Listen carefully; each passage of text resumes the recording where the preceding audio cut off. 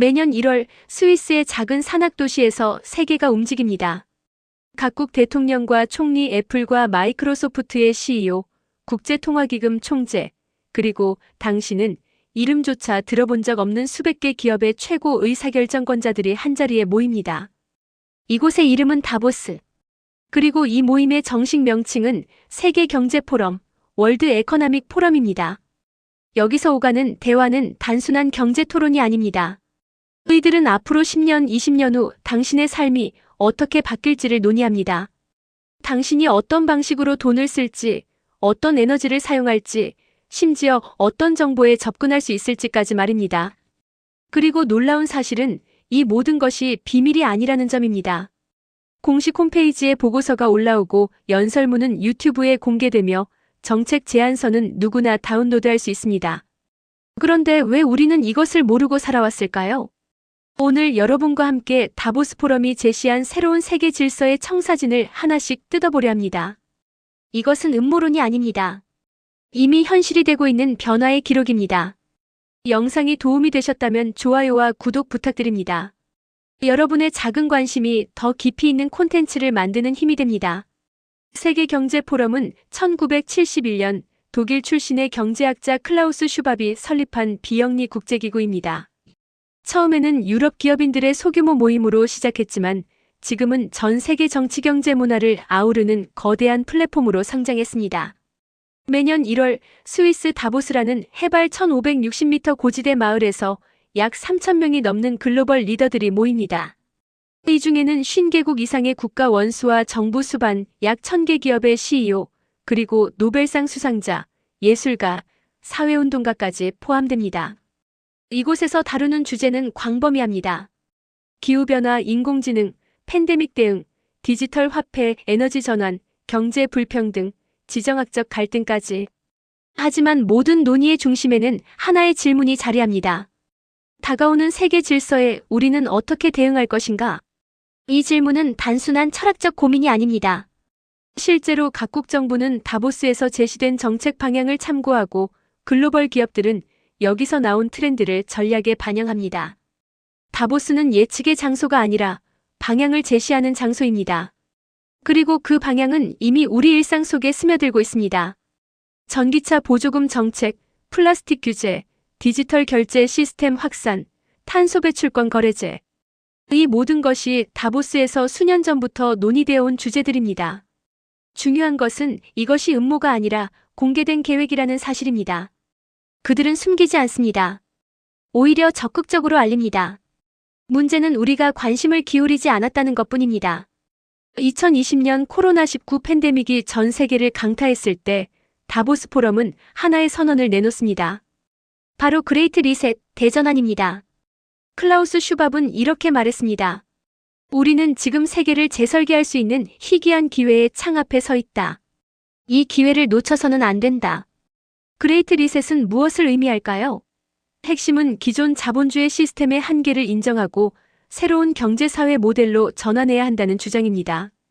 개인 중심의 소유 경제에서 공유와 접근 중심의 경제로, 국가 단위의 정책 결정에서 글로벌 협력 구조로, 화석연료 기반 산업에서 지속 가능한 녹색 경제로의 이동입니다. 구체적으로 어떤 변화를 말하는 걸까요? 첫째, 소유에서 접근으로의 전환입니다. 차를 소유하지 않고 공유하고, 집을 사지 않고 구독하며, 음악과 영화를 다운로드하지 않고 스트리밍합니다. 당신은 아무것도 소유하지 않을 것이며 행복할 것이다라는 문구가 논란이 된 이유도 바로 이 때문입니다. 의는 단순한 슬로건이 아니라 실제로 추진 중인 경제 모델의 방향성이었습니다. 둘째, 디지털 화폐로의 전환입니다. 현금 사용은 점점 줄어들고 중앙은행 디지털 화폐 CBDC가 도입되고 있습니다. 중국은 이미 디지털 위안화를 전국적으로 테스트 중이며 유럽중앙은행도 디지털 유로 프로젝트를 진행하고 있습니다. 의는 결제의 편리함을 넘어 모든 금융거래가 추적 가능한 시스템을 의미합니다. 셋째, 데이터 기반 관리 시스템입니다. 개인의 건강정보, 이동기록, 소비 패턴이 수집되고 분석됩니다.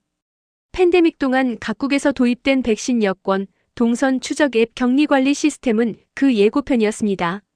이 모든 것이 왜 문제일까요? 아니, 혹은 왜 필요할까요? 답은 양쪽 모두에 있습니다. 기후위기와 팬데믹 같은 글로벌 문제는 개별 국가 차원에서 해결할 수 없습니다. 협력이 필요하고 데이터가 필요하며 빠른 의사결정 구조가 필요합니다. 하지만 동시에 이러한 시스템은 개인의 자유와 선택권을 제한할 가능성을 내포합니다. 효율과 통제는 종이 한 장 차이입니다. 그레이트 리셋은 먼 미래의 이야기가 아닙니다. 지금 이 순간에도 진행 중입니다. 탄소 규제를 보십시오. 유럽연합은 2026년부터 탄소 국경 조정 제도 CBAM을 본격 시행합니다.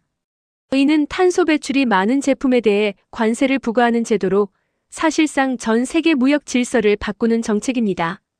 한국을 비롯한 제조업 중심 국가들은 이미 대응 전략 마련에 분주합니다. ESG 경영도 마찬가지입니다. 환경 인바이런멘털, 사회 소셜, 지배구조 거버넌스를 평가 기준으로 삼는 이 개념은 불과 몇 년 전까지만 해도 선택 사항이었습니다. 지금은 글로벌 투자의 필수 조건이 되었습니다. ESG 등급이 낮으면 투자를 받지 못하고 은행 대출조차 어려워집니다. 디지털 신원 인증 시스템도 확산되고 있습니다. 인도는 이미 13억 인구의 생체 정보를 데이터베이스화한 아드아르 시스템을 운영 중입니다. 유럽연합은 2024년부터 디지털 신원 지갑 이후 디지털 아이덴티티 월렛을 도입했습니다. 이는 여권, 운전면허증, 의료기록, 학력증명서를 하나의 디지털 앱에 통합하는 시스템입니다. 편리함은 분명합니다. 하지만 이 시스템이 해킹되거나 악용된다면, 정부가 특정 개인의 디지털 신원을 정지시킬 수 있다면, 이는 단순한 기술 문제가 아니라 권력의 문제입니다. 중앙은행 디지털 화폐 역시 실험 단계를 넘어서고 있습니다. 국제결제은행 BIS에 따르면 전 세계 130개국 이상의 CBDC 연구 또는 개발 중입니다. 현금이 사라지고 모든 거래가 디지털화되면 정부는 실시간으로 경제활동을 파악할 수 있습니다. 인플레이션 대응도 빨라지고 탈세도 줄어듭니다. 동시에 개인의 모든 소비가 기록되고 분석됩니다. 이 변화들은 독립적으로 일어나는 것이 아닙니다. 모두 연결되어 있습니다. 탄소 배출을 줄이려면 개인의 이동과 소비를 추적해야 하고 이를 위해서는 디지털 신원과 디지털 화폐가 필요합니다. 효율적인 시스템을 만들려면 데이터가 필요하고 데이터를 모으려면 개인의 동의 또는 법적 근거가 필요합니다. 그리고 그 근거는 대부분 위기 대응이라는 이름으로 정당화됩니다. 기후위기, 팬데믹 경제위기. 위기는 언제나 통제를 강화하는 가장 강력한 명분이었습니다. 여기까지 들으면 두 가지 반응이 나올 수 있습니다. 이건 디스토피아다 또는 이건 필요한 변화다. 하지만 진실은 그 중간 어딘가에 있습니다. 다보스 포럼이 제시하는 방향이 모두 나쁜 것은 아닙니다.